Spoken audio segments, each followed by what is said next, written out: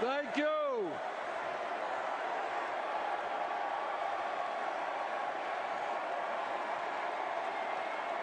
Thank you.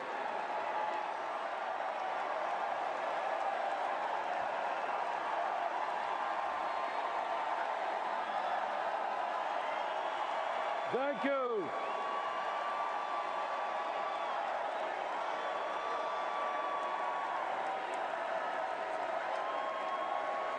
Thank you all very much.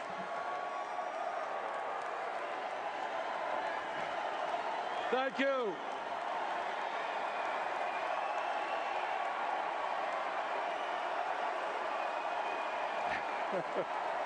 Thank you. Thank you very much.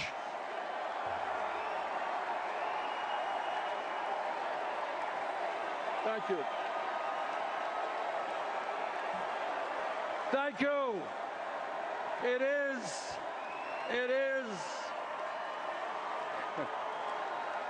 is an honor.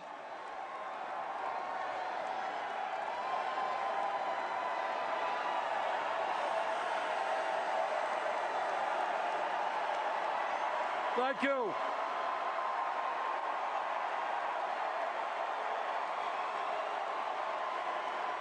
Thank you very much.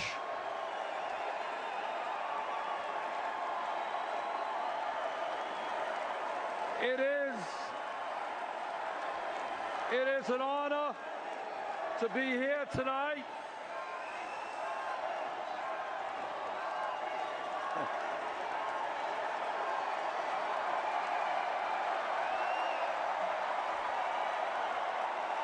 Thank you.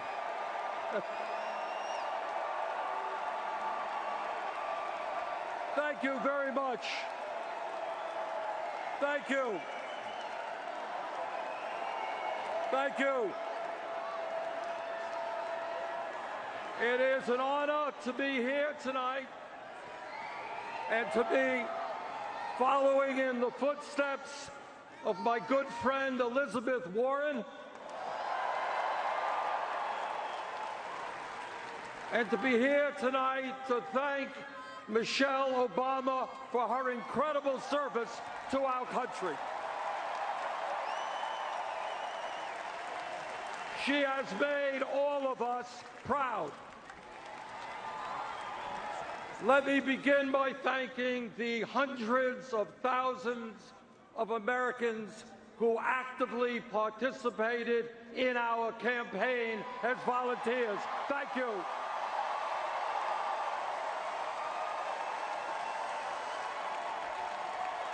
Let me thank the 2.5 million Americans who helped fund our campaign with an unprecedented 8 million individual campaign contributions.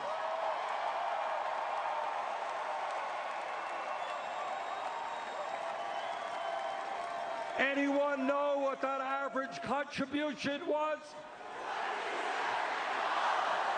Right, $27. And let me thank the 13 million Americans who voted for the political revolution.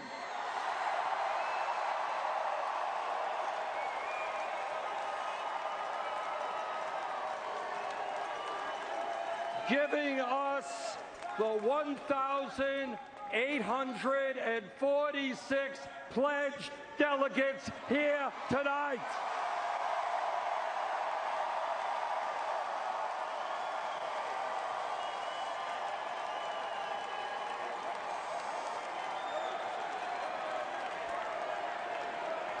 And delegates, thank you for being here, and thank you for all the work you have done.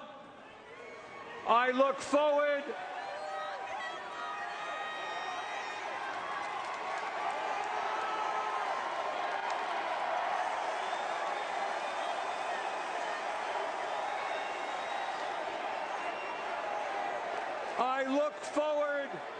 to your votes during the roll call tomorrow night.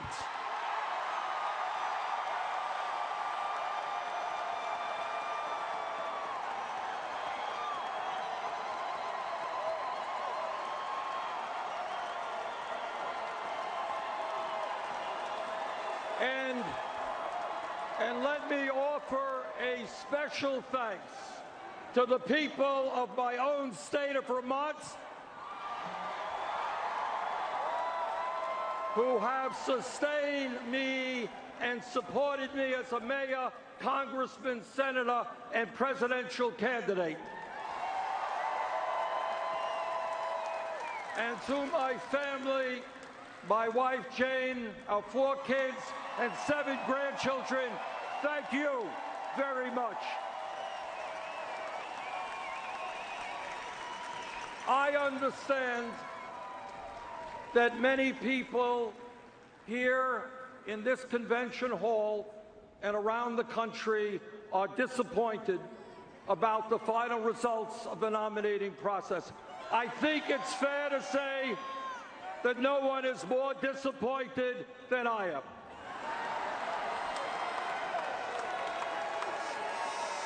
But to all of our supporters here and around the country, I hope you take enormous pride in the historical accomplishments we have achieved.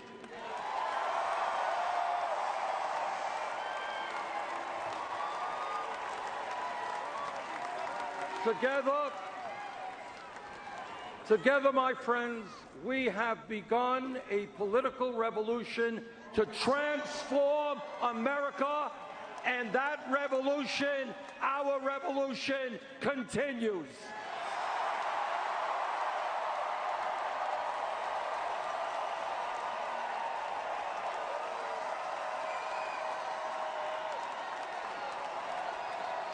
Election days come and go, but the struggle of the people to create a government which represents all of us and not just the 1%.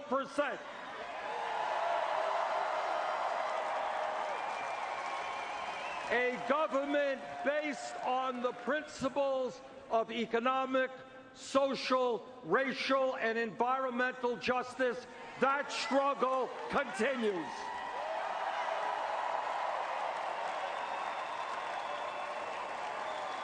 And I look forward to being part of that struggle with you.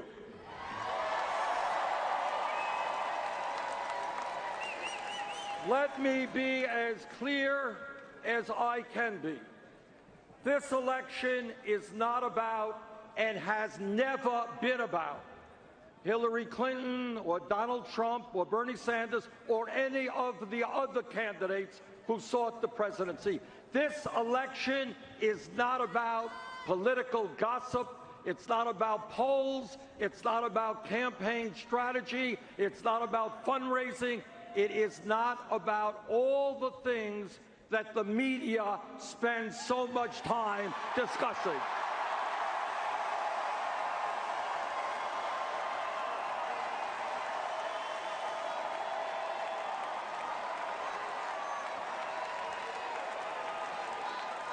This election is about and must be about the needs of the American people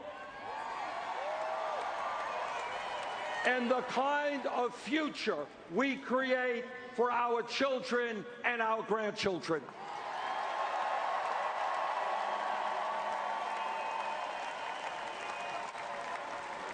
This election is about ending the 40-year decline of our middle class. The reality that 47 million men, women, and children today live in poverty. It is about understanding that if we do not transform our economy, our younger generation will likely have a lower standard of living than their parents. This election is about ending the grotesque level of income and wealth inequality in America today.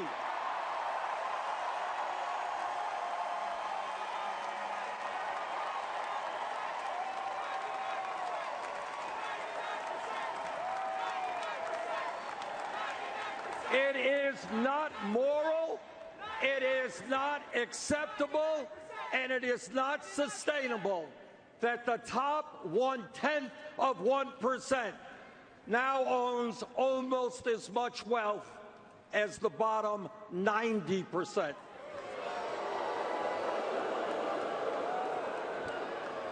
Or that the top 1% in recent years has earned 85% of all new income. That is unacceptable. That must change.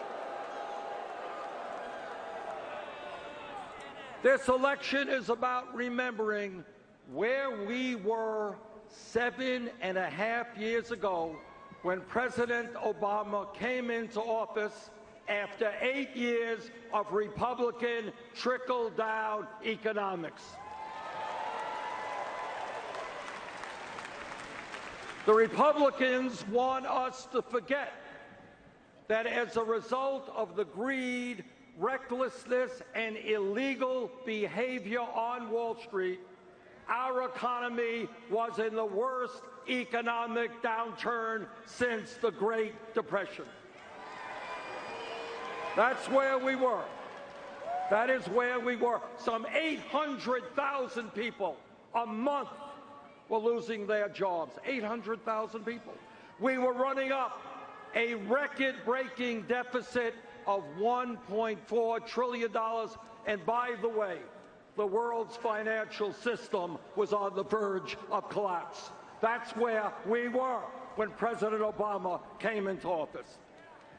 Well, we have come a long way in the last 7.5 years, and I thank President Obama and Vice President Biden.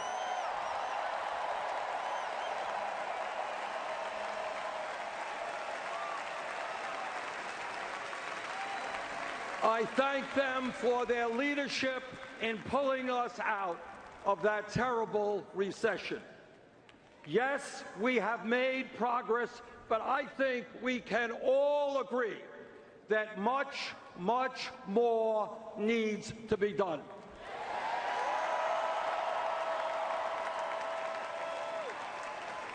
This election is about which candidate understands the real problems facing this country and has offered real solutions. Not just bombast, not just fear-mongering, not just name-calling and divisiveness. We need leadership in this country which will improve the lives of working families, the children, the elderly, the sick, and the poor.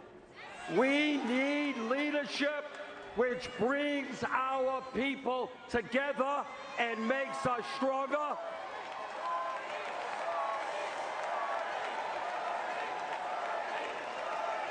Not leadership which insults Latinos and Mexicans, insults Muslims and women, African Americans and veterans, and seeks to divide us up. By these measures, any objective observer will conclude that based on her ideas and her leadership, Hillary Clinton must become the next President of the United States.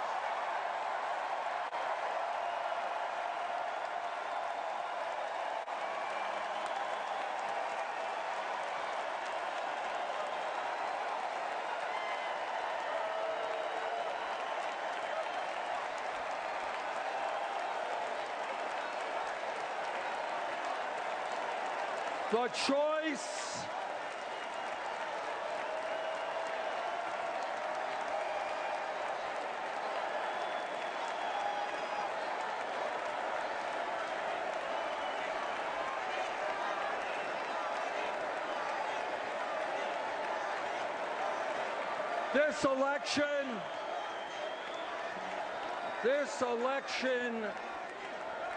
This election is about a single mother, a single mom I saw in Nevada.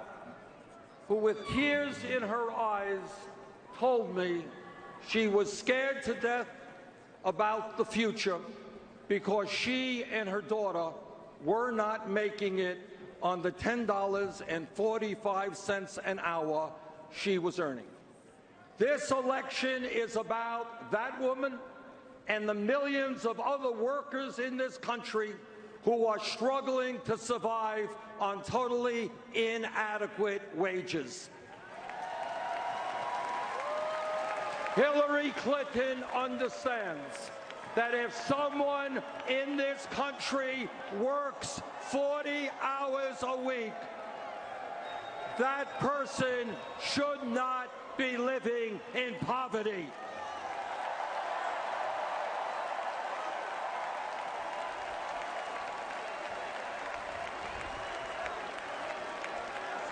She understands that we must raise the minimum wage to a living wage. And she is determined to create millions of new jobs by rebuilding our crumbling infrastructure, our roads, bridges, water systems, and wastewater plants. But her opponent, Donald Trump, well, he has a very different point of view. He does not support raising the federal minimum wage of $7.25 an hour, a starvation wage. While Trump believes in huge tax breaks, huge tax breaks for billionaires, he believes that states should actually have the right to lower the minimum wage below $7.25. Brothers and sisters, this election is about overturning Citizens United.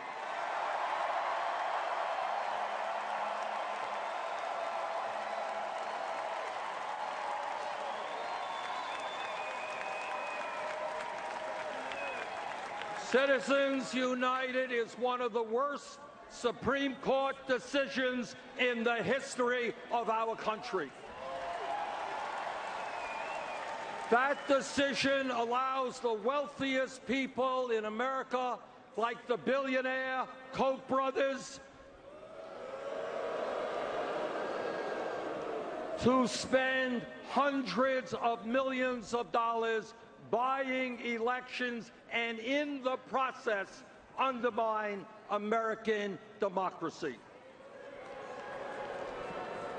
Hillary Clinton will nominate justices to the Supreme Court who are prepared to overturn Citizens United.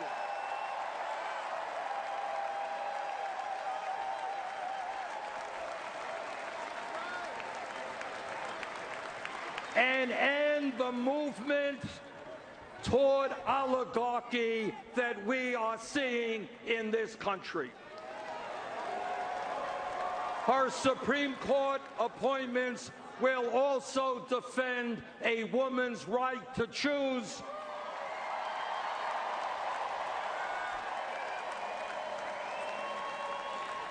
workers' rights, the rights of the LGBT community,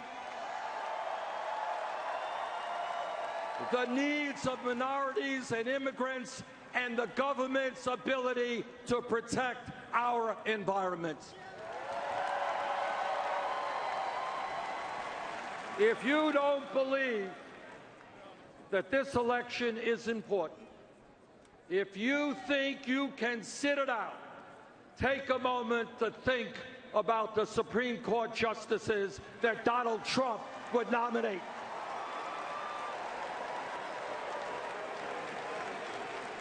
And what that would mean to civil liberties, equal rights, and the future of our country.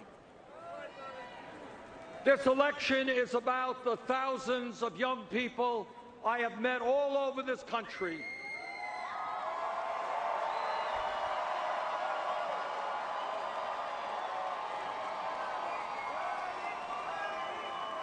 The thousands that I have met who left college deeply in debt, and tragically the many others who cannot afford to go to college. During the primary campaign, Secretary Clinton and I both focused on this issue, but with somewhat different approaches. Recently, however, we have come together on a proposal that will revolutionize higher education in America.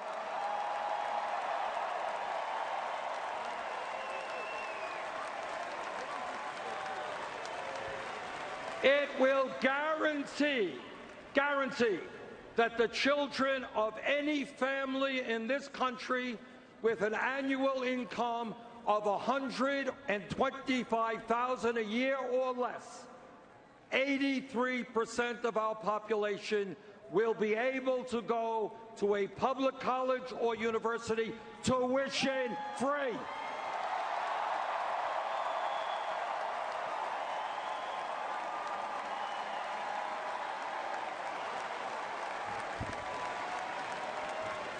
That proposal also substantially reduces student debt.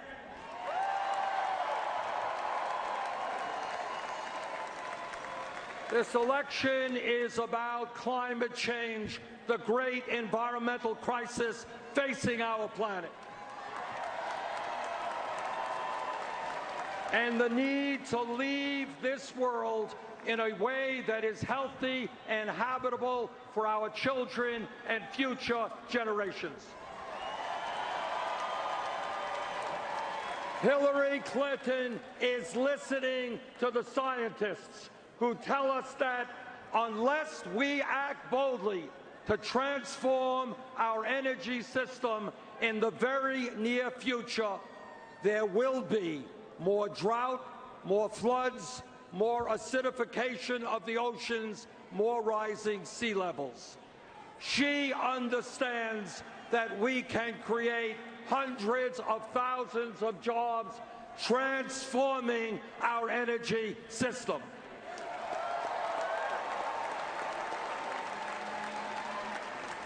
Donald Trump, well, like most Republicans, he chooses to reject science. He believes that climate change is a hoax, no need to address it. Hillary Clinton understands that a president's job is to worry about future generations, not the profits of the fossil fuel industry.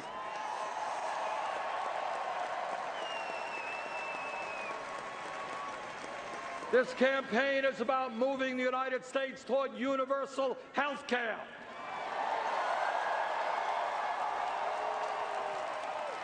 And reducing the number of people who are uninsured or underinsured. Hillary Clinton wants to see that all Americans have the right to choose a public option in their health care exchange. She believes that anyone 55 or older should be able to opt in to Medicare. And she wants to see millions more Americans gain access to primary health care, dental care, mental health counseling, low-cost prescription drugs through a major expansion of community health centers. And what is Donald Trump's position on health care? Well, no surprise there. Same old Republican contempt for working families. He wants to abolish the Affordable Care Act, throw 20 million people off of health insurance, and cut Medicaid for lower-income Americans. Hillary Clinton also understands that millions of seniors, disabled vets, and others are struggling with the outrageously high cost of prescription drugs. and the fact that Americans pay the highest prices in the world for the medicine we use. She knows that Medicare must negotiate drug prices with the pharmaceutical industry. And that drug companies should not be making billions in profit when 1 out of 5 Americans are unable to afford the medicine they need. The greed of the drug companies must end.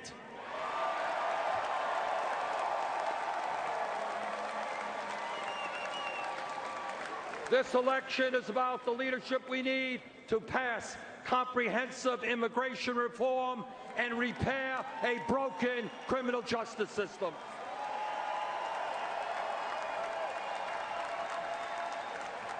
It's about making sure that young people in this country are in good schools and at good jobs, not rotting in jail cells.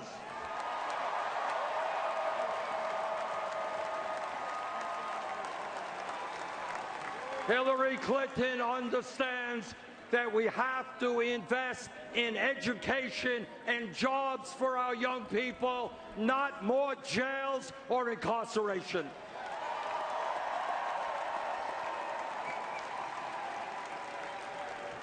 In these stressful times for our country, this election must be about bringing our people together, not dividing us up. While Donald Trump is busy insulting one group after another, Hillary Clinton understands that our diversity is one of our greatest strengths.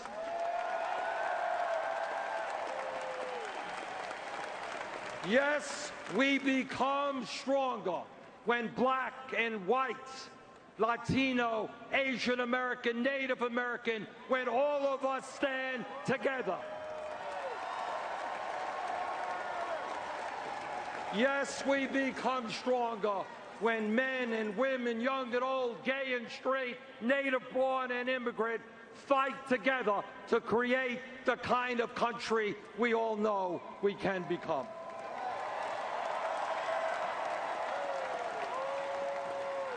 It is no secret that Hillary Clinton and I disagree on a number of issues. That is what this campaign has been about. That is what democracy is about.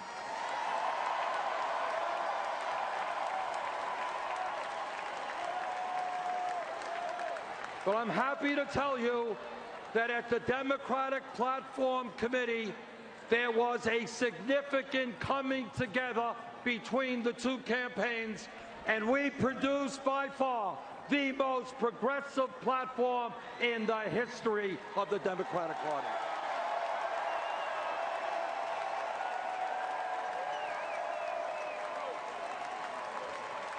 Among many, many other strong provisions, the Democratic Party now calls for breaking up the major financial institutions on Wall Street.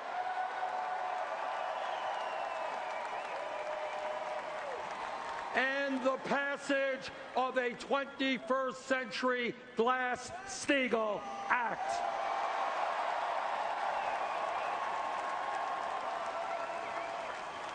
It also calls for strong opposition to job-killing trade agreements like the TPP.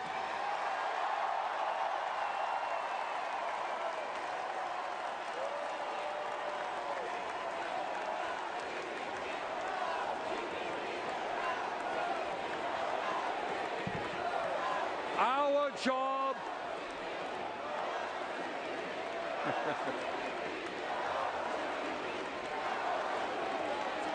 right. We have got to make sure that TPP does not get to the floor of the Congress in the lame duck session.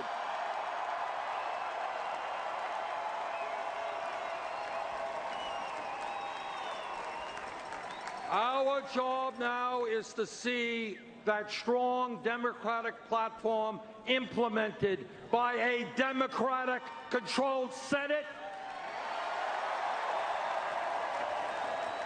by a Democratic House, and a Hillary Clinton presidency.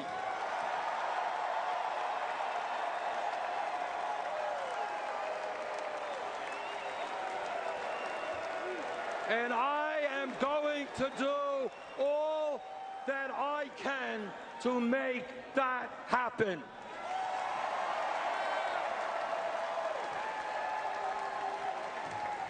I have known Hillary Clinton for 25 years. I remember her, as you do, as a great First Lady who broke precedent in terms of the role that a First Lady was supposed to play as she helped lead the fight for universal health care. I served with her in the United States Senate and know her as a fierce advocate for the rights of children, for women, and for the disabled. Hillary Clinton will make an outstanding president, and I am proud to stand with her tonight. Thank you all very much.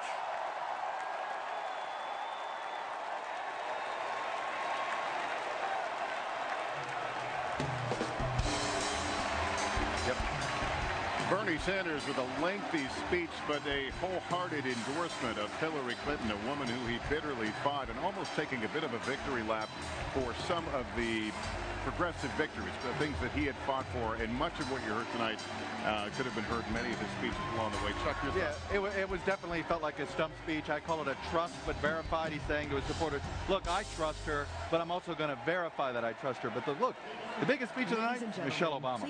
Sorry, bigger than the other two. But let's not lose sight of the fact that while there were people yelling Bernie Sanders' name, and I think you can hear some of them right now, largely the crowd seemed to be in unison. It was. I thought it was, for the most part. I think Clinton officials and DNC officials are putting down the Tums and breathing a great sigh of relief that there wasn't an all-out fight on the floor. Bernie Sanders came and did what he was supposed to do. He took a victory lap. He definitely slapped himself on the back a couple of times, but he came through and he said to his voters, Hillary Clinton must be the president, and I think the Clinton people will be happy and relieved. Tom, were you surprised at all there was no mention of emails or the DNC? No, I think he had a whole different agenda here tonight, but the one thing I think he did do that's going to be tricky for Hillary Clinton, he attached her to his platform effectively.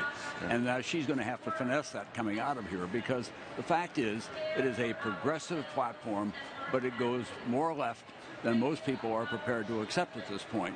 So the question is, can they leave here more than the sum of their parts? Can the Sanders people leave here and not be seen as sore losers or arrogant about their claim on the American agenda? That's a tricky piece for her. All right. Well, that is going to do it for our Night 1 coverage, our primetime coverage of the Democratic National Convention. We certainly hope you'll join us back here again tomorrow. For Chuck Todd, Savannah Guthrie, Tom Brokaw, and our entire NBC News team, I'm Lester Holt. Good night from Philadelphia.